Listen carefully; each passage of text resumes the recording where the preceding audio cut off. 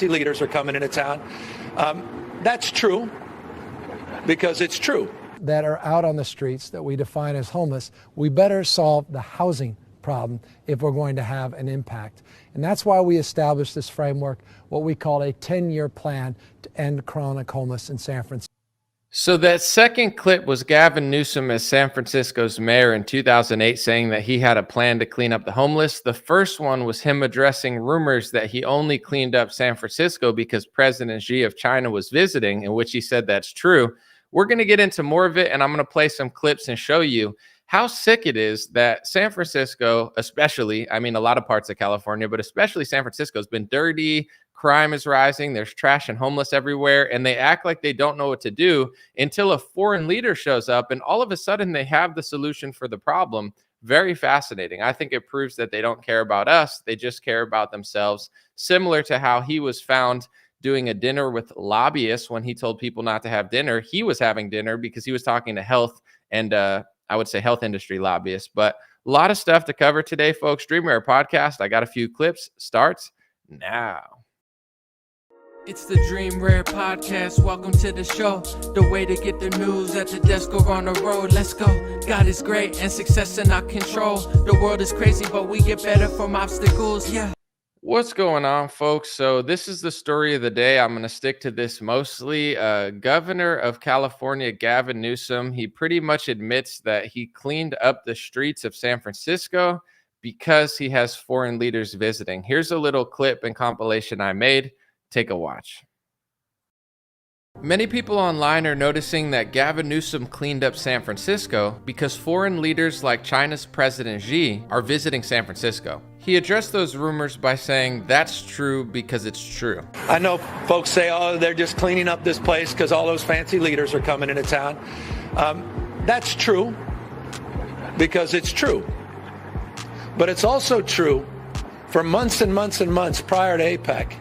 We've been having different conversations. This plays into my thought that they could clean up the cities anytime that they want to. They just don't care about you. When the Olympics come around or a foreign leader visits the city, all of a sudden the streets look spotless. Isn't that interesting? When are American taxpayers going to wake up? Here's Newsom in 2008 as San Francisco's mayor saying he had a 10-year plan to fix homeless. We believe fundamentally that food solves hunger, that shelters solve sleep, and that housing solves homelessness. And if we're going to solve the problem of those that are out on the streets that we define as homeless, we better solve the housing problem if we're going to have an impact. And that's why we established this framework, what we call a 10-year plan to end chronic homelessness in San Francisco. I believe they could fix the problem of homeless, trashed streets, and rising crime if they really actually wanted to. Maybe if China's president stays for a few years, they'll keep the city clean for a few years. What do you? And I just want to show you one more clip. He doubled down and he said, if you have guests in your house, don't you want to clean it up? Anytime you put on an event, by definition, you have people over your house. You're going to clean up the house. You have 21 world leaders. You got tens of thousands of people coming from all around the globe. What an opportunity to showcase the world's most extraordinary place, San Francisco. The world's most extraordinary place, right? Yeah, if you have an event at your house, you want to clean it up and make it extra nice, but you shouldn't live in shit, piss, and heroin needles for like 15 years. Let your kids suffer through that. And then you have an event with your elite friends, and then you fix up the house, and then you let it go to shit again as soon as they leave. And you're literally like bathing and sleeping in human feces. Like, that's an analogy that he kind of messed up. He's like, don't you want to like fix your house if you're having an event? Yeah, but would you sleep in shit for 15 years until one event? And then like, is that a metaphor or simile or analogy that makes sense to him? It's like, yeah, you do want to fix it up, but what does it say to the taxpayers and the people who live there that you're completely unconcerned with it? After, by the way, like that clip I played before, he was actually the mayor of San Francisco in 2008 and said he had a 10-year plan to fix homelessness. So he's not some new guy who just shows up and it's like, oh, I only have 4 years to fix the problem, or, oh my gosh, like I just got here. Give me a break, guys. Dude, he's been there. He was the mayor of San Francisco in 2008, and he's been the governor for years now. And he admits that, yeah, it's true. I cleaned it up a little bit for President Xi coming in. Some people will say that he just displaced the homeless and put them somewhere else and hid them. That's definitely a possibility, probably very likely. I have a theory, and it's not a crazy conspiracy theory, it's the reality. Homelessness is not that hard to fix. It's just, it takes multiple layers. There's different countries where you can see where they fix the problem. I'll start with Japan. America's not like Japan, but if you listen to Joe Rogan, sometimes I like Joe Rogan a lot. I actually want to talk about his podcast with Elon Musk. I might do a whole video on it because it was very interesting. But Joe Rogan used to say, I don't know if he says this anymore. He used to be like, I moved to Austin from LA because LA was just too crowded. It's true, LA is too crowded, but that's not why LA is so shitty. Tokyo is more crowded than LA, but it's cleaner and safer. Why is it cleaner and safer despite having more people? It's a cultural thing, and the people there don't do what we do here. So if you can get people to act right, you could have a Tokyo. If people won't act right like that, then you have to have enforcement, but you can't just have enforcement of homeless without providing something because that's cruel. So you have to have a multi-scaled solution to fix homelessness. I feel like I have the solution. It's just a matter of whether they want to implement it or not and whether people will accept it. You can provide everything for somebody, but you could lead a horse to water, but you can't make a horse drink. That's an old saying, which is like you could try to help somebody, but if they don't want to help themselves, at a certain point, you can't help them. So say your cousin's a crackhead and you're trying to house him and he keeps smoking crack and ruining your house, and then you're going to lose your job and lose your family. At a certain point, you have to distance yourself from your cousin. Even though you tried to help, he's going to ruin your life. So you have to understand human psychology and not be naive, where you could try to help, but everybody can't be helped. So at a certain point, you have to look out for the general consensus over just a few people. So my solution for homelessness is provide all sorts of help. Mental help. If you have mental problems, here's mental help. If you have physical problems or some sort of like housing problem, obviously give them a house, give them mental help, give them drug help, give them a job if they need a job, if they don't have money. And here's all the things you like. What could you possibly want in this world? What do you need? Here's all of them.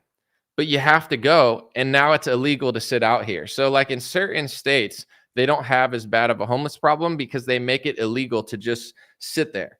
But in California, in certain places, they're allowed to sit there and you're not allowed to move them. So it's like in Japan, they do a fat tax and they tax you if you're fat, which is crazy. But it's like in America, you know, you're incentivized to break up with your husband and be a single mom because the government will pay you. If you have kids, and there's a little bit of tax breaks, but it's like in this country, and especially in Democrat areas, you are better off being homeless in certain areas because people can't stop it. So it's like, here's all the things you need. But at the end of the kindness, you have to have strength and enforcement. There's certain parts of LA where they built housing facilities and the homeless gets worse and it actually grows outside the facility. Why is that? Because they provide stuff, but there's no enforcement. So people can go in, take a shower, get the food, lay outside on the thing, and then it's like, hey, come back at 10 and you could sleep in here, but you can't be on drugs and you can't do this. And they're like, well, we want to do drugs and we want to be out here. So it's like, we'll take the best of both worlds. We'll go take the shower. We'll take the stuff from you. We'll use you, but then we'll end up back out on the streets and just be weird and, you know, just fill this neighborhood with just filth because we can. You got to have like a fine line of like, we'll give you help, but no more. You can't be doing that. And they say that they can't do stuff like this. And then President Xi visits and all of a sudden they're like, oh, look how spotless that is. How did you make that area so clean? You told the people there, hey, dude, we got the president of China coming, so you got to get the hell out of the way, go somewhere else. And in a lot of cases, if you talk to older people, they say that back in the day, there were homeless people. But when you went to like Venice, now Venice is a disaster, but Venice, Los Angeles, you had some weirdos, you had some homeless people, but they were almost like vagrants in the sense of like they were just wanderers and they'd go from here to here. Some of them would play music, some of them would chill. But it was never this thing where like everybody just lived there and did nothing. And there's like tens of thousands of people just sitting there. It wasn't really allowed. It was like, keep it moving. If you could keep it moving and just do something, like people wouldn't bother you, I feel like back in the day. But at a certain point, maybe they closed the mental institutions and then it's like, you could just live here, you know, and it's like, you could just live there. Like, I understand being like kind of homeless and doing tricks and, you know, talking to people, begging for money, keeping it moving, but like just laying there for 10 years, like that's allowed now. I don't think they would have allowed that back in the day. Someone would have came out, the store owners, the police, and been like, no, dude, like this is a public walkway for people to walk, not for you to take a shit on. You know, that's what like a sane society does. You can't just shit here because people walk and work here. But in this society, it's like, you can shit here, and here's your soup, and you could shower, and then you could take a shit, and we're not going to do anything about it, and we don't even know what to do, and the problem's got so bad, the police don't even want to deal with it now, and if they did deal with it, they might get a lawsuit, so why would they deal with it? And I don't even know if you're allowed to deal with it unless Xi's coming to town or something happens and the press gets so bad that they realize they have to fix it, and then they have like an initiative to do it. So it's like, I don't think it's that hard to fix. But you have to understand that kindness is not weakness, and you could give everyone everything. But if you give everyone the world and they don't take it and they don't want to leave, you have to make a decision. Who do I want to please? Do I want to please these 50 people taking a shit on the street? Or do I want to please the Thai store owner and this Italian guy who owns a restaurant and this guy who works hard and these kids who have to walk through heroin needles to go to school? Like, who wins? The people that work and try to contribute something to society, or the people that are just making it objectively disgusting? And I'm not saying everybody homeless is bad or anything, but it's like, here's your help. Here's this, here's that. We'll give you everything. Just, you got to go. There's a zero tolerance policy for you being there. You're not allowed to be there. You need mental help. Here's the mental institution. You need a job. Here's a job. You need a house. Here's a house. You need this. You need this. You need drug help. Here's drug help. We have all those things lined up, but enforcement is the thing that's missing. And you see that in San Francisco. Elon talked about it, and he talked about how Soros has figured out how to arbitrage judges basically to, go for local elections and win. I guess that's an anti-Semitic conspiracy theory, the media will say. But if you look at George Soros, he's just a donor who pays, people in politics to run for office the same way a lot of people do. And there's a certain agenda, it seems like he has, that goes against the conservative agenda and even a moderate Democrat agenda, where these DAs are just heavy, or I would say very weak on crime and heavy on allowing really stupid policies to be put in place, or not prosecuting very obvious theft, etc. So it's like, how do you fix a society like that? You have to have enforcement. I'm not talking about authoritarianism, but it's like, if 10,000 people can just steal all this stuff and you're like, well, we're not going to do anything. And that's the policy at a lot of these corporations too. Even in 2007, I used to work at a pharmacy as like a cashier. And they used to tell me, even in 2007, if somebody steals something, you can't stop them. And I was like, why? Like, even at like 17 or 18, I'm like, why don't we want, like, if the alarm goes off, they'd be like, we don't want to get sued. So you got to just like let them walk out of the thing. So it's like, but if you let people steal, they're going to steal. Like, it's just basic human nature. It's like, I'm not saying you got to like chase everybody, but if your policy is theft is basically legal because we're too afraid to prosecute theft, then it's going to go up.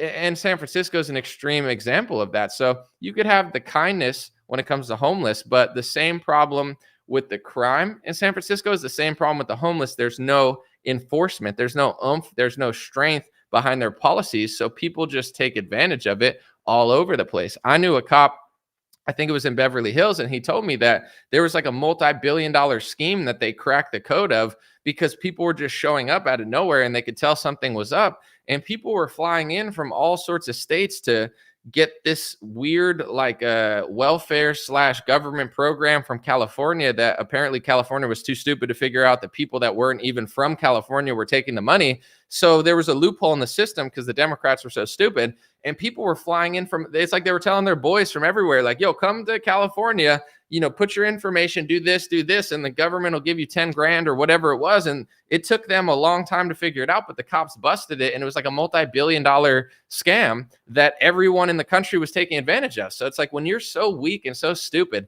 that people from all over are just flying in to like scam your state and just filling the streets of it, you allow people to be homeless. It's not that hard of a problem to solve. You just have to want to solve it. And they don't want to solve it.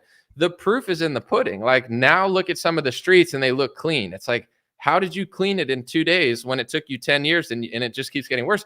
Well, because the president of China is visiting, and like, it's embarrassing to have such a shitty, it is. It's really embarrassing for the great country of the United States of America to be so disgusting that you're embarrassed to have a foreign leader who probably has a clean country. I'm not saying he's perfect. Like, Trump compliments him sometimes and they're like, oh, Trump complimented a dictator. It's like, no, what Trump usually says is right. He'll be like, he's very smart. And they'll be like, no, he's not. He's probably not stupid if he's the president of China. It doesn't mean he's a good guy, but I guarantee he probably beats Joe Biden in an IQ test. Doesn't mean he's not an authoritarian, but it's like, if Beijing, although it has crazy pollution and they're just killing their people with the smoke, I'm sure it's very clean and way safer than San Francisco. So even Gavin Newsom's embarrassed to have this guy there. So he cleans it in 3 days and says, well, yeah, that's why we did it. But we're also fixing it. Dude, it's so easy. Like, go harder on crime, make citizens feel more comfortable than criminals, prosecute people that are like 8-time offenders that just keep doing the same stuff. I saw one statistic. I don't want to reference it because I didn't memorize it, but it's like, with violent crime and murder, a lot of the people doing the worst stuff that's just egregious, they've done it multiple times already, like the double or triple or quadruple offense. It's like, you know, there's some bad hombres out there, as Donald Trump would say. And I don't know. I'm not just talking about the border. I'm talking about in cities. Like, you got to protect the good people. It's really frustrating watching what's happening to this country in the cities. I think Eric Adams seemed like he tried to fix it a little bit, and then all of a sudden the government's like, I got to Google what's going on with him. Like, Eric Adams, the Justice Department's going after him or something. Let me see. Eric Adams lawsuit. The government's going after Eric Adams. Let me see. Eric Adams construction company tied to, I don't know, the FBI is going after Eric Adams. Maybe he really is corrupt or something. I'm not saying he's not, but it's like the one Democrat mayor that's like, yo, illegal immigration is crazy. Like, we actually probably should clean up the cities. All of a sudden the feds are like investigating him as if, you know, none of these other people have ever done anything bad.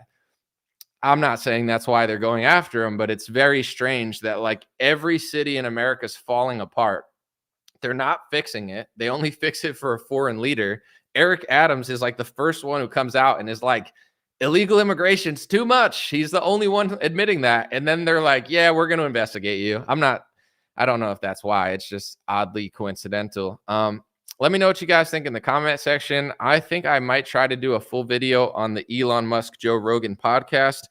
It might get copyright stricken. I don't really care because I think the information is valuable. But there's one part in the interview where Joe Rogan asked Elon Musk, he said, why did you buy Twitter? And Elon says, basically, long story short, as Anomaly would say, I'm speaking third person now, I don't know why. Elon put a Neuralink chip in my head, guys, help me. No, I'm just kidding. But he said essentially that he thinks that far leftism is a mind virus. And he said that normally in societies like that, sort of far leftism, it just stays in a small area like San Francisco or Berkeley. But because they got control of Twitter and the tech industry, that mind virus was being projected onto not only America, but the world. And he said that he thinks that the far left is not only a mind virus, but a death cult. And he said that he thinks they're killing civilization. So he said that he bought Twitter to right their wrongs because he felt like they were going to get everybody killed. And here's the thing. I know a lot of people don't trust Elon Musk for good reasons. He's a billionaire. He's involved in computer chip things like, you know, little NASA jump offs like SpaceX, etc. Like, I'm not asking you to trust him or believe everything he says. He's obviously an elite in some senses of the words. Also, he does a lot of, I would say, like government subsidies. I think a lot of conservatives don't like him for because he took government money. But when it comes to his answers to these questions, he's very authentic. He explains himself very well, and it's very straightforward. You know, like, I'm not asking you to put a computer chip in your head and buy a Tesla. Me personally, I think Teslas are cool, but I want gas cars. And because they're trying to force the green energy so bad, it makes me not want it even more. So I'm not ever going to get a Tesla, although his Cybertruck is cool, but I don't want one, but it is cool. I'm not asking you to agree with everything he does or says, but when you listen to this podcast, he really makes a lot of sense. Like, he's like, this ideology is so fringe and so bad. And he goes, when you walk around the streets of San Francisco, he goes, you could see it. It looks like a zombie apocalypse, Elon said. Like, this ideology that they have that doesn't work, it's failing so bad in their city that it looks literally like a zombie world. And then they can't just keep this shitty idea to themselves. They're projecting it onto everybody and censoring the opposition. And I go by actions and not words. And I have to say that I really feel like Elon Musk with Twitter, or X as he calls it now, he bought the website. He did the Twitter files. He showed that the government basically was Twitter. They'd taken over. All the people there were working with them. He showed all the censorship. He brought thousands of people back on. X is now very open. Like, it's way better, in my opinion, as far as censorship than everything else. to the point where a lot of people are getting mad on the left and the right, because it's like they've tried so hard to, kick out people that they considered too far. And my issue with that is you'll talk to a left winger and they'll say, oh, everybody's too, like Elon says that in the interview too. He says, everyone to a far leftist, everyone seems right wing. So if you're so far left, even a moderate Democrat like a Joe Rogan or whatever is too far right, or Elon Musk, who never was a Republican, like Bill Maher is far right, even though he's left. So it's like, to them, everything's far right. But even to like a conservative, they tried to ban a lot of people and say they're far right, they're this, they're that. And it's like, it's the same thing as hate speech. Who gets to choose what hate speech is? Because, the truth sounds like hate speech to people who hate the truth. And you see with this recent conflict, you have a lot of right wingers who do the same things that the left does, exaggerates, tries to paint a broad brush that everybody must be that, so they all must be censored. So what Elon did was he brought back thousands of people, allowed for the discussion to be more clear. And to me, that actually helped society more, in many ways than the Republican Party has in the last 5 or 6 years. Because when it comes to even, I would say, the election, like the Hunter Biden laptop suppression probably shifted the scales more than most people can imagine, as well as other censorship that they're doing. So, all these politicians, they talk and they do this and they do that, and they print money and they give it to the pharmaceutical industry, and they do these dances for you, and they say MAGA, and they wear hats and they dance and they wear little, purses with MAGA on it. And like, they're putting on like this little show, and there's a documentary or whatever. But he really, like, outside of what you think of him and whether you trust him or not, what he did with Twitter is probably, like, just thinking about how information spreads, etc. He's done more to allow there to be a discussion and a conversation than most people, even on our own side, quote unquote. So it's interesting to hear him talk about San Francisco, the mind virus and the death cult that he calls the far left, and how their ideology is going to lead to the extinction of humanity. And when he says stuff like that and he explains it, it doesn't sound like someone who's lying to me. I don't think Elon's like just making it up. It sounds like a guy who knows exactly what he's saying and believes in it. Like, I could feel the conviction in certain people's voice, where I'm like, okay, that person believes what they're saying. It's not just an act. So let me know what you guys think. I'll read a few comments real quick, but I'm going to keep this one as brief as possible. That's the story of the day. Gavin Newsom admitted that he cleaned up San Francisco because President Xi is visiting. What does that say to the citizens of San Francisco, or the citizens of Los Angeles, San Diego, a lot of California that's going down the tubes, essentially, that they're proving to you that they can do it, but only when it benefits them? And he's one of those self-serving guys where it's like, he told everybody not to do dinners with their own family and like, don't go out to restaurants. And then he got caught at a French Laundry, some fancy restaurant thing, with a bunch of lobbyists. Like, that's the perfect metaphor for politicians. And it's not just left wingers, but he's extraordinarily bad with that. It's like, they'll tell you, stay inside, don't exercise, don't go to the gym, don't go to the spa, don't see your family, don't go here, don't go here, don't have a dinner at Cheesecake Factory. Like, it's too dangerous.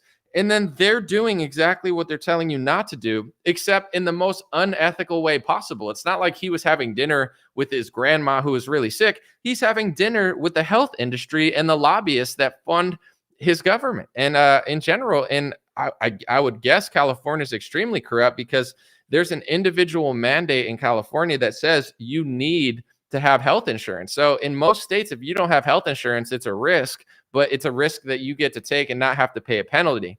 In California, everyone has to buy health insurance. And if you don't buy health insurance, they take a percentage of your income. So it's actually usually more expensive than they force you to buy health insurance. So you can only imagine when he's at the French Laundry with the health industry, God knows how much money that they're making. If it's like, hey, I get to force everybody to buy health insurance. I'm sure that industry gives him a lot of money, because that's one of the greatest scams out. Just like with the vaccine, it's like, listen, if you want to take something, I don't care. I don't have the time to really care. But if they're going to force it on you, it's not random. It's like the Republican Party funds it. The Republican Party buys it. The Republican Party takes the donor money. The Democrats take more donor money, and they work hand in hand like court jesters. And then Trump and the Republicans do all this. Then the Democrats mandate it. And then they both act like they're doing some sort of virtue, because they play off each other like genius, like actors, where it's like, oh, they're the anti-science crowd. Oh, they're the ones who mandated it. And it's like, it's such a genius, like left and right little game that they have going on. It's like, imagine if there was a horse race. This is my example I've been using. If you watch a horse race, there's 20 horses, 10 horses, 7 horses, and you got to pick a horse and bet on it. And based on the odds, you get more or less if they're a good or bad horse, or they're projected to be good or bad. Imagine if there wasn't 8 horses, there were only 2 horses. Imagine if there were only 2 horses, a red horse and a blue horse, and it was a 2-horse race, and the owners of the horse were the same. The same guy owned both horses. Like, that's politics. There aren't 50 choices. It's an illusion of choice. Nikki Haley, Tim Scott, they might as well be the same person, just speaking different with different color and gender, but it's like they're the same character, you know? And it's like they probably get the same money from the same donors and the same groups. And it's, you know, people haven't figured it out. So I think both sides really benefit from that, where like Gavin Newsom will be like, well, look, they're trying to take your abortions away, and they're trying to Trump's doing this. And then the Democrats will still vote for this guy, even though he was the mayor in 2008. And he said he was going to clean homeless. How are you going to vote for a guy who said he'd fix homeless in 2008? It's 2023. He's the governor, and he only cleans it up for a foreign president. It's the most, and he's sitting eating food with a bunch of pharmaceutical health lobbyists when he tells you not to go out. Like, that he should have lost the election 2 years ago over that, whatever the recall. But people, they know how to play each other off each other. Mary on Facebook says, you aren't that smart, guy. Mary, you are so smart. You are so smart, Mary. Thank you so much for telling me I'm not smart. I wish I done knew what Mary knows. How do I get as smart as my audience? No, I'm just kidding. But it's like, I don't know what part of what I said bothered you. Do I need to read a few books before I go live again to impress you with my raging intellect or something? Did I say I was like, I'm so smart, you're so dumb, Mary? Well, I missed that part. Some guy wrote on my Instagram thing today. He goes, Anomaly, you know, he goes, and he was like, I like you, so I'll follow you, but your videos are effing boring. Your videos are effing boring, and I wish I had the motivation to do what you did, but you're effing boring, but I'm gonna still follow you. Like, why would you take the time to type that to me? It's like, I can't even respond to you because you're on a private, you know, Instagram page. I can't even see you. Your profile picture is you and your dog. That's cute, whatever. But you're like saying I'm so boring, and you don't have the motivation to do what I do, but you wish you did, but you're cursing at me. It's like, bro, go see a therapist or something. You know, your whole life is boring. The most exciting video you've ever done is more boring than the most boring video I've ever done. So instead of projecting your insecurities on me and cursing at me, like, go find God or talk to a therapist. Like, the things that people say to me on here, and I know I don't have to respond, but I'm a human too. It's like, now I'm at the point where people are, oh, this health guru thinks he's so smart. I never said I was a guru. Who said I was a guru? I mean, I don't think I'm stupid. I think I'm here for a reason, sharing information, but I've never branded myself as I'm the guru. You know, it's just like people see me and they just get mad now. So I'm like, why do I care? Because I'm a human being. I don't know. It's like, why do you care? Why do you care? Why do you eat cheesesteaks when you're hungry? I don't know, because you like the taste of them. Like, I'd respond because I think it's funny and interesting, and it's a human conversation. I'm not a stone statue, you know, resurrected by Marcus Aurelius 1,000 years ago for your entertainment. I'm a living, breathing person. But yeah, it doesn't like keep me up at night or anything, but enough to have a conversation about, sure. But yeah, it's not like, it doesn't like hurt my feelings to the point where I just sit in the fetal position all day, like screaming, but enough to bring it up. Someone said he's not a guru, he's a prophet. I mean, a lot of these things, it's, you know, it's just interesting because a lot of these things are cycles too, where I don't call myself a prophet. I used to in my rap songs when I was like 19, but I just say, like, look at the information, you can figure it out. I'm not Scott Adams, where he's like, you know, you ever watch Scott Adams? He'll be like, and I like Scott, but he blocked me. That's fine. He says, I'm a hypnotist. And he's like, I'm so smart and you're so dumb. I try to do the opposite here. I mean, I get annoyed at people, but I'm like, if I could figure it out, you could figure it out. You know what I'm saying? Here's the information that I'm saying so you could see it. I don't try to like hold it behind my head so you can't see it. And I'm like, you have to trust me. It's like, no, my most popular videos are when I'm putting the information on the screen. I'm like, if I could figure it out, you could figure it out. Here's why I think what I think. Like when I talk about Trump and the vaccine and Bill Gates and whatever, his lobbyist money, it's like I show you. I'm like, I'm not just like thinking this. Here's it is. You have to show your lobbyists donations when you run for office. It's like a campaign finance rule. So it's there for you. Use the American freedom. This is why I tell people too, other countries, they do stuff more sneakily. You know what I'm saying? Like they might not even tell you who they're working for, what they're doing. In America, we do have the Freedom of Information Act. We do have campaign finance laws. So it would be wise if we use it. Because like when Nikki Haley runs for office or Donald Trump runs for office or Ron DeSantis runs for office, they can't just take this shadow money where you don't know where it's coming from. They have to make it public who they're taking money from. So in America, like we're so blessed with so much. And this is my message to people. And I know it bothers some people sometimes on the Republican side, because I'm not just telling you you're the victim. It's the left beating you up and there's nothing you could do. It's like, no, we have so much here. We just have to use it. We can't get lazy. You know what I'm saying? Like we were blessed with a great economy. Even though our economy's bad, half the world would still die to come over here because our economy, even bad, is better than their economy good. So, you know, we have all these tools. We can't use them. If you don't use them, you lose them. And I think that people are just getting too complacent in this country.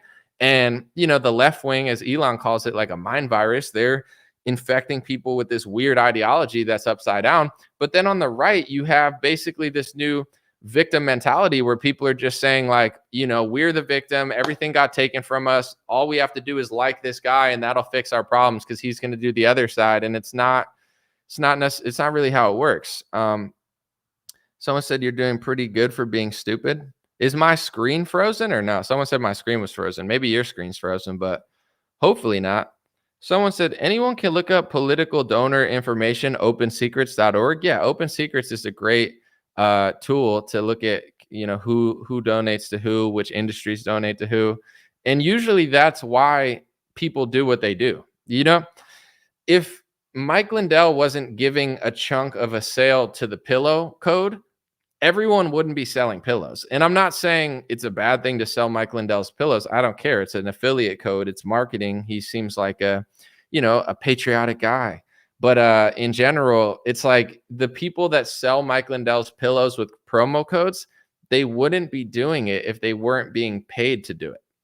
And I'm not saying that's a bad thing. I do some things because I'm being paid to do it also, but I'm not taking $1 million from Pfizer. I'm not taking $100 million from mega donors. And just like George Soros donates to the left wing, there's mega donors on the right wing. You just don't know about it because the right wingers don't talk about it because there's no incentive for them to talk about it. Because in order to get the money, they can't just explain it to you. Then they lose the money and then they get attacked by the media. So, you know, there's a reason everything is the way it is. And it's just ripe waiting for people to figure it out. It's like, it's right there in front of you. But in general, I do think a lot of people are figuring some stuff out, but I firmly believe this, and I'm not saying this to be a hater, the left-right paradigm, and I'm not saying the right is like as bad in all categories. I don't think it is, but they play off each other. Like if you have, you know, I use the vaccine thing because it's so easy and it's recent. If you have one side buying the doses, funding it, providing pharmaceutical lobbyists, like Trump is not innocent in this scheme. He laced his cabinet with pharmaceutical lobbyists to allow this all to happen. And then Biden's the one who mandates it. You know, Trump can point and the Republicans can point and be like, Biden did that. And then Biden can be like, well, Trump printed money, so it's his fault that inflation's here. And the truth is they're both in on it. They're both in on it. But the reason they keep getting away with it is because it's like they both point to each other. In a sane society, Gavin Newsom would never win an election again. But we live in a society where there's two parties and there's two colors and there's two people. And Gavin Newsom can just keep playing off the other side. He's probably friends with Donald Trump. Listen to Donald Trump talk about Gavin Newsom. They sound like they're good friends. Like it's all, the joke is on you thinking that they're massively fighting with each other when Trump's like, I get along with Gavin Newsom. We're really good friends. It's like, all right, dude, whatever, you know? But people don't want to think that. So it's like when I say that, people get really mad at me because they're like, I want to believe that my guy's going to beat up the other guy in the deep state. And it's like, even though he hired him, it's not his fault because someone told him to hire them. And we don't have accountability now. And we're the victim of the thing that we did. And it's like, I don't know. I'm like, okay, you could think that, but I'm going to keep making my videos. I'm not going to stop. So I don't know. I put up this little Instagram reel of like someone asked me on a podcast. I posted it on Facebook and YouTube too. He said like, you really like Trump for a while. And like, then, you had odds with him. Like, and I explained myself and I like walk people through it. It's nothing personal, nothing like, it's just like, if he does this, this, and this, I think my right as a journalist and an American citizen is to try to correct the course versus make excuses for it, because, they're going to just keep doing it if people don't care, in my opinion, but who knows? Someone said, I only just got here. Did I speak on Bill Burr's wife allegedly giving the finger? I haven't, but I will if you want. So I watched the UFC. It was a good card. I thought the last was a little early stoppage, but whatever. It's not clear if she's giving the middle finger to Trump or Bill Burr's wife in that video, or she's just giving the middle finger. Because, I mean, obviously it looks like, because Trump walked by, she gave the middle finger, but the camera panned to her, and some people do that. It's like some people will go like, they'll give like that, or they'll be like, they'll do like the little boxer thing and they'll put their hands up, or they'll flex, you know what I'm saying? She gave the middle finger. So in my opinion, she probably doesn't like Donald Trump, but it's not clear to me that she gave the middle finger to Donald Trump. She could have just give the middle finger as like a nervous, that's what I do when the camera's on me. With that being said, I could really care less about it. Like Bill Burr and his wife, like it's whatever. Bill Burr's funny. His wife, I don't know. She seems kind of funny too ish. I don't know much about her. I don't know. Does she do something? Is she an actress, or just a wife? I don't know. Don't really care. And, one thing I saw was someone was like, oh, real classy. And it's like, here's what annoys me a little bit. It's like, do you really care about classy? Like, obviously, if she flicks off Donald Trump and you like Donald Trump, you're pissed off at her because she flicked off Donald Trump. That's totally fine. I'm not mad at people who say she flicked off the guy, like, screw her. That makes sense. But if you're like, oh, that's real classy, it's like, dude, Donald Trump's hanging out with Kid Rock. Like, is Kid Rock known for being classy? Kid Rock's not classy. If Kid Rock gave the middle finger to Biden, you'd be cheering. Or if Kid Rock just gave middle fingers and it wasn't classy, Kid Rock could be dressed in a tank top, just sweating, just with a MAGA hat on, and you wouldn't care how classy he was. So, and I don't care how classy. I don't like Kid Rock because he's classy. I like him because he's real and he's a good musician. So it's like, let's just be honest. Like, I don't give a crap how classy these people are, at the event. I care if they agree with my politics, or, I like them. So that's the part where it's like, oh, real classy. She's a class act. It's like, Kid Rock's not classy. And I'm not hating on, I like Kid Rock. I'm just saying he's not known for wearing suits and acting like he's Winston Churchill. He's known for shooting guns and being like a redneck, like relatable guy from Detroit who's like a country American loving, Second Amendment loving, First Amendment loving.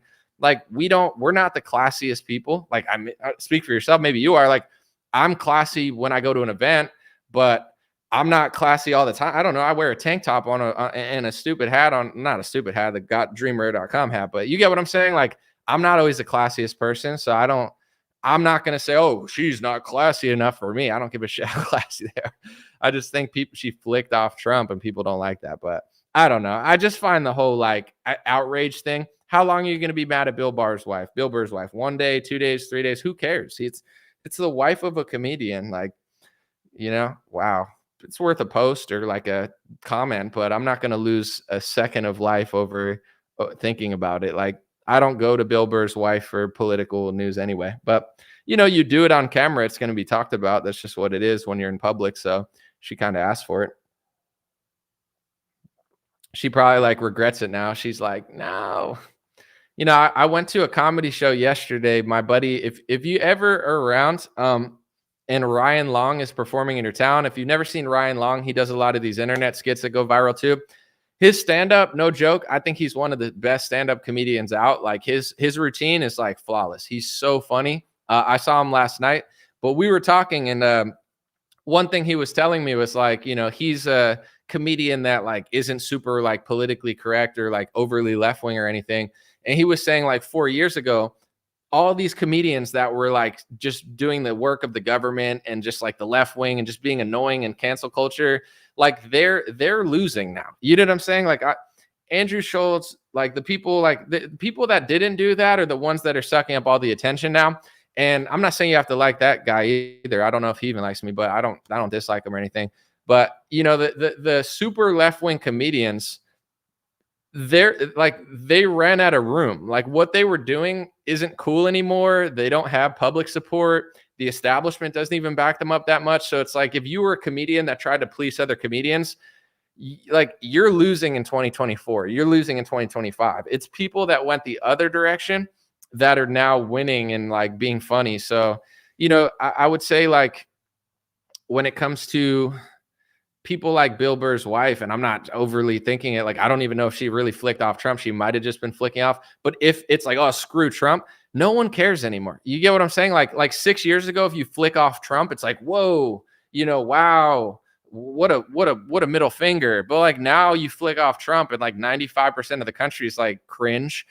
Even the rapper who wrote the song F Donald Trump even admits that the hood likes Donald Trump now, and it's not even cool to hate Donald Trump. So it's like that, like you don't even have to be that mad at Bill Burr's wife because there's not an audience for what she did. Like no one cares. Like the amount of people that she just pleased with that, if she even did that in the first place, is like Rachel Maddow. And like, it like that's played out. I think that that little niche of like Trump hating liberal safe spacey thing, like that's got overridden, and you don't have to like all these people because I know everybody has their own taste and they cry when I say something. Oh my gosh, I don't like him. He's a show, whatever.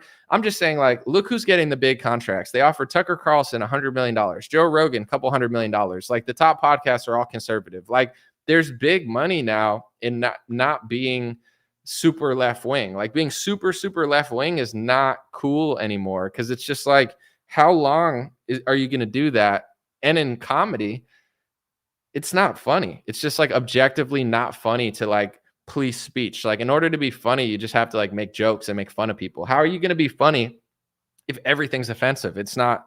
It's like it's ruining comedy. So I think you don't have to waste too much energy over people that do stuff like that because they're not getting anything out of that. I don't think there's like any opportunities anymore. Maybe they could be on like some sort of like lesbian, trans, like Calvin Klein commercial or something. I don't know. Like there's still some money to be made there. Like they'll do some, wrap a gay flag around your head and like sell, Chryslers or I don't know. There's probably someone paying people to do stuff like that, but I don't.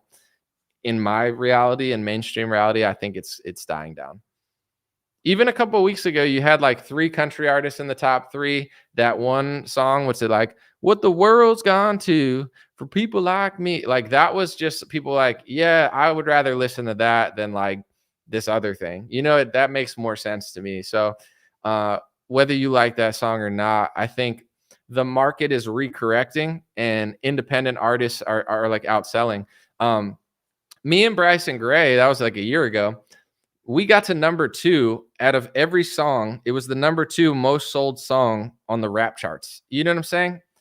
And we don't even have a budget. I mean, I don't know if he ran ads, but I just used my email list. And it's just like between the two of us, we outsold every song. And you got to understand, when you get to number 2 for the week, you get a Billboard plaque. Like I could order one. I just haven't done it yet. But in general, it's like they have budgets. Like you don't think they spend money trying to get people to buy the song so they can hit the charts and, you know what I'm saying, rack up awards and make money. Like they're spent. It's just like people, unless you're like Taylor Swift makes a lot of money, Bad Bunny makes a lot of money, Drake makes a lot of money. Like there's those key guys that make a shit. Like if Rihanna drops an album, it's those top, like the 10 people like Bad Bunny, Rihanna, Taylor Swift, they're making a fortune. They're going to outsell me and outstream me every time they drop. But besides that, like elite Kanye West, another one, The Weeknd, besides that elite class of artists, like Tom McDonald, what's that guy's name? I'm trying to think. The country singer with the tattoos. He's friends with my friend Struggle Jennings. Jelly Roll. Like these people are crushing like the major label artists because like outside of that elite group, no one cares about even old artists that used to be cool. It's like if they haven't maintained a social presence, it's like their new music kind of falls by the wayside. So it's an interesting time for everything. Comedy. The guy Dax, someone said, yeah, he's really good at, selling and being relevant on social media.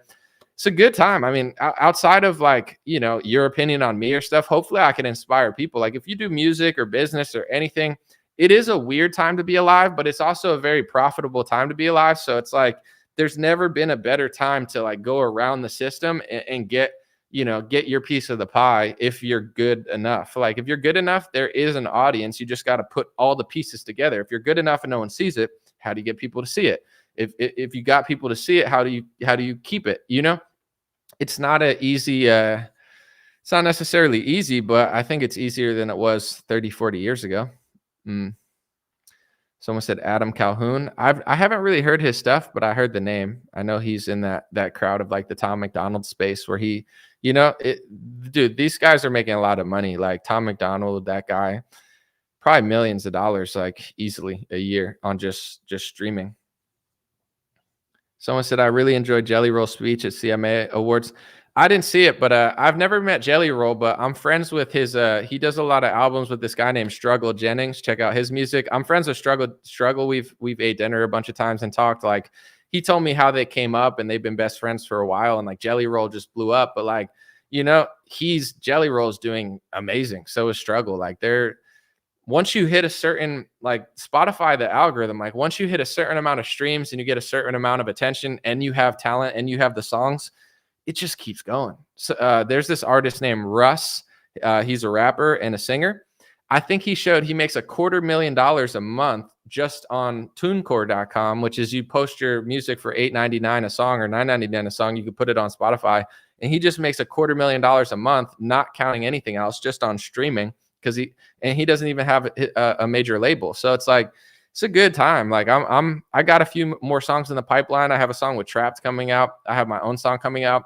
That's a goal of mine. Cause it's not that I don't want to do what I'm doing, but like I do, you know, my business is mostly social media. So, you know, it's not a bad thing. It's an easy job considering other jobs, but like, I would love to get some music royalty streaming. So I had more options of like taking more breaks and stuff, you know, I would like to do that. I think, cause and doing more shows, doing live shows are so fun. And I feel like I'm a really good performer and I'm in my prime right now. Like if you give me a mic at a festival with 100,000 people, I'm gonna kill it. Like I'll do a cappella. Like I'm in my prime of like lyrically, like stage performance wise. So I'm so busy, but my goal is to definitely make a few hits in the next year, get some streaming, do some more shows, do some more speaking gigs and stuff. But you know, it's a lot of stuff going on. Sometimes I get so ambitious, I think of like 30 things and then I just take a nap.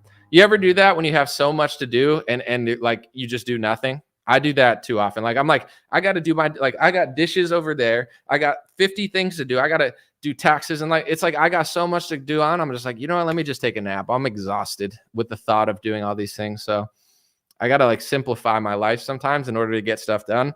Because when I think of 6 things I have to do, then I just get overwhelmed and I don't want to do any of them. Someone said you sound like Trump. What do you mean, Dwayne? I don't sound anything like Trump. I sound like myself. No, I'm just kidding. He said something pretty wild recently where it was like classic Trump. He was talking about like Palestinians and Israel. And like he said something kind of profound. Like it was classic Trump where I was like, dude, I miss that Trump. He was like, there's no hate in the world. He's like, there's no hate in the world like the Palestinians hate for the Israeli and the Jewish people. He's like, but also probably they hate the Palestinians a lot too. They probably hate them also pretty strongly also. So he's like, I don't know. Sometimes you just got to wait and see what happens. And I was like, yo, that's the Trump I miss. I got to find the exact quote. Hold on. I'm going to read it aloud because I read that. I was like, is Trump back? Are we back to the date? And people were like, oh, I can't believe he said that. And I'm like, that's the Trump that I miss. You know, I miss this Trump. Here, I found the quote. Here it is. He said, there is no hatred like the Palestinian hatred of Israel and Jewish people, and probably the other way around also. I don't know, before adding sometimes you just have to let things play out and you have to see where it ends. Dude, that's like classic Trump, where he's like, the Palestinians hate them so much, it's disgusting. And like most politicians would end there, right? Like that would be like DeSantis would end there, Nikki Haley would end there, Tim Scott would end there. But then Trump follows it up with like, I don't know, I feel like it probably goes the other way too, maybe. And then people are like, no, you piece of shit. And it's like, no, that's true. It's probably true. You know what I'm saying? Like, it's not popular. Like, he'll be like, Xi Jinping is really smart guy. And they're like, no, he's stupid. He's not stupid. He's not. He runs an entire country of 1 billion people. He's not stupid. He might not be a good person. He might not be virtuous, but to say he's dumb, you know, and you can't say Xi Jinping's smart or else people get mad at Trump. Like, everything that people get mad at Trump for is why I like him. And then when like I don't like, it's this weird thing where like DeSantis, people are like, can you believe he said that? And I'm like, that's what I like though. I like that part, not that part. You know, the part that you like, I don't like. The part that you don't like, I like. But it's weird. Tim Scott dropped out. Listen, God bless Tim Scott. I think politics is a little too fast for him. I think, you know, he should apply to a Starbucks in Tel Aviv. I believe Tim Scott would be best suited to be a barista in Tel Aviv, but you got to train him really slow because I feel like it'll take him a little bit longer than most people. So God bless Tim Scott. He's a really nice guy.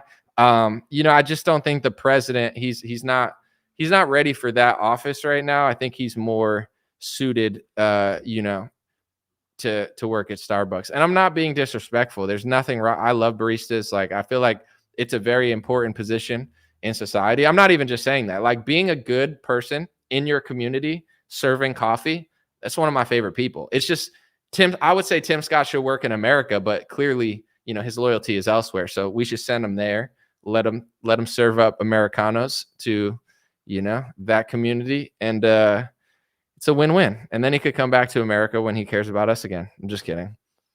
I don't even think he's that interesting or smart. I'm not trying to be a dick, but like, too late.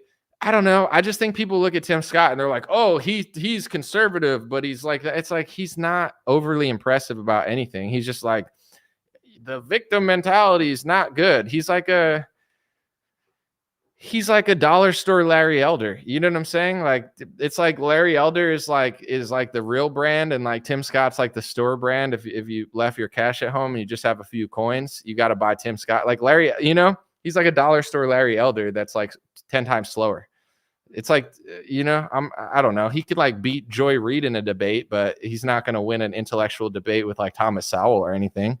He's just going to sit there with his mouth open. Like, I don't know. I'm being mean, but it's just like everyone's like, he's so like, no, he says what Larry Elder says, just slower and dumber, but it's fine. You know, I like Larry Elder. I think, you know, he's really good at debating race with liberals. But like, if you ask me, like, if I was like Ash Ketchum and I had Pokemon, and it's like, you know, which one are you going to send out? Like, who are you going to send out? Like, you're going to send this? It's like you're sending out Larry Elder instead of Tim Scott 10 times out of 10. You know what I'm saying? Like, Larry Elder's destroying that conversation.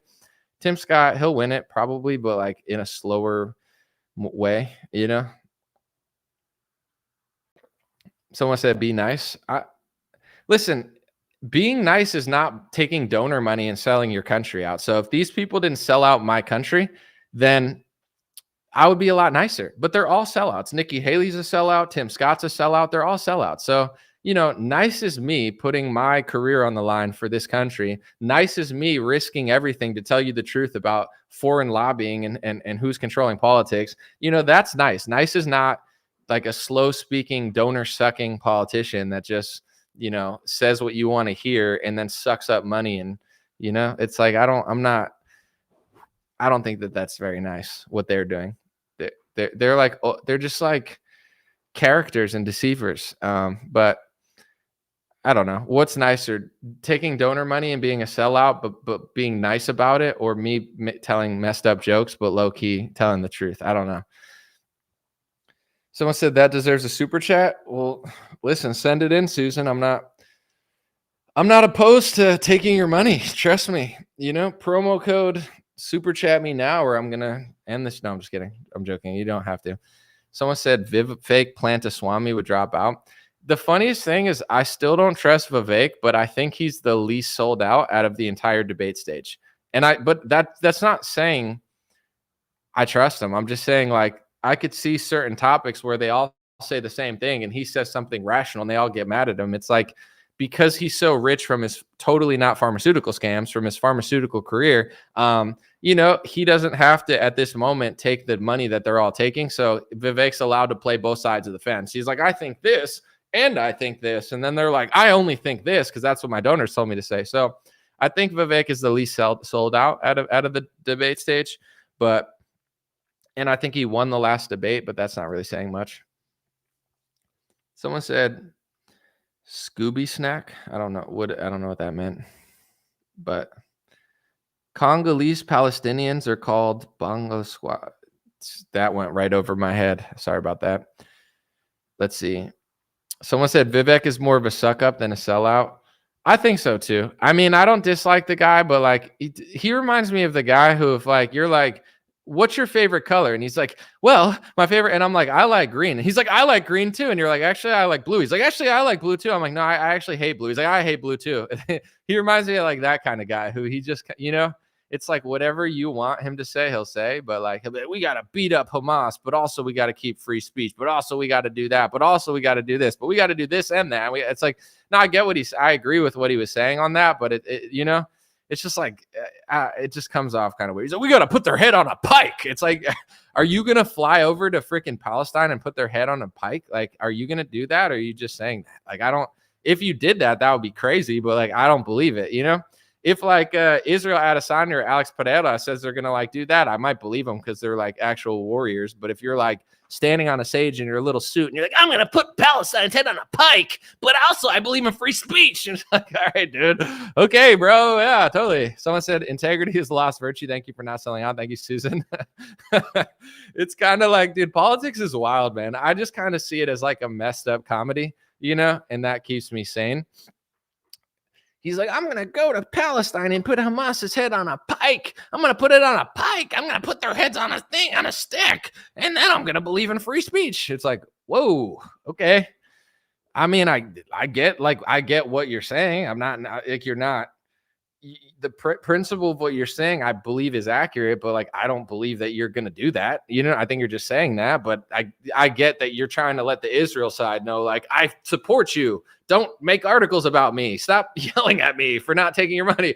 But at the same time, I'll go beat up your enemies for you. So, it's like that vibe where you're like, yeah, for sure, bro. Totally. Like, there's nothing wrong with it. It's just really funny to me. Like, it's like, he's like, yeah, no, you knew about the pandemic because you're just so smart. And I'm like, yes, I believe I'm smart. Thank you. I appreciate the flattery, but I don't believe that you didn't know. He wanted me to just be like, oh yeah, I'm so smart. It's like, no, I get it. You were working for the pharmaceutical industry at the time when COVID comes up.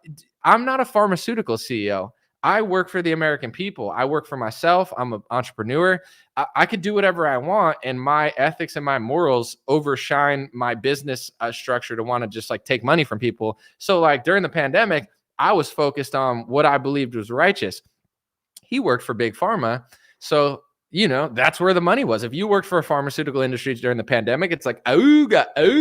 There's trillions of dollars going around. Of course, you're going to want to go get that money. So it's like, let's just call a spade a spade. Doesn't make you the worst person in the world. It's just like, I knew, not because I was super, super smarter than everybody else, because my priority was getting to the core of what was going on, not, capitalizing off of the multi-billion-dollar government socialist scheme going around where money's just flying. Dude, if you owned a pharma company during COVID tests or whatever, it's like, dude, there's money just flying around. Why would you, So I'm just calling it like I see it. Appreciate you guys. God bless. I'm going to take off. Have a beautiful day. I'll be back very, very soon.